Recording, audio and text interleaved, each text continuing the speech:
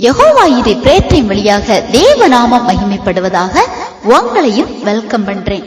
பிரியமானவர்களை, ஆண்டவரை ரொம்ப நேசிக்கிற பிள்ளைகளாகிய நாம அவரை எவ்வளவு நேசித்தாலும் அவருக்குரிய கனம் மகிமை சரியா கொடுக்காத பட்சத்துல அதற்கேற்ற பலனை தான் நாம பெற முடியும்.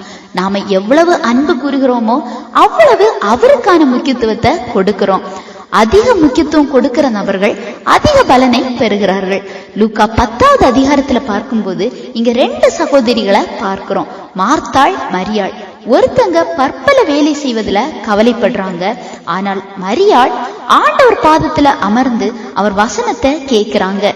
எனவே லூக்கா 10:42 பார்க்கும்போது தேவையானது ஒன்றே, மரியாள் தன்னை விட்டு எடுபடாத நல்ல பங்கை தெரிந்து கொண்டாள் என்றார். ஆண்டவரே சொல்றாங்க, அதாவது தன்னை விட்டு எடுபடாத நல்ல பங்கை தெரிந்து கொள்றாங்க. நிலையான, ஒரு நாளும் அழிந்து போகாத ஒரு பங்காக அது காணப்படுகிறது. அதாவது உலக காரியங்கள் அல்ல, அவரோடு நேரம் செலவழிக்கிற ஒரு அனுபவம். எல்லாம் தேவைதான், ஆனால் அவருக்கு உங்க இதயத்துல முதலிடம் இருக்கா? இந்த உலகம் முழுவதையும் நீங்க ஆதாயப்படுத்தினாலும் நமது ஜீவனை, ஆத்மாவை நஷ்டப்படுத்தினால் லாபம் என்ன? இந்த உலகத்துல அழிந்து போகிற போஜனம், உடை, உலக ஆடம்பரங்கள் எல்லாம் ஒரு நாள் அழிந்து போயிடுங்க. ஆனால் மரியாள் அதை சரியா புரிஞ்சுக்கிட்டாங்க. இதையெல்லாம் நாம அடிக்கடி கேட்கிறோம், வாசிக்கிறோம், தெரியாம இல்ல, ஆனா தெரிஞ்சே அவருக்கான முக்கியத்துவத்தை நாம குறைக்கிறோம்.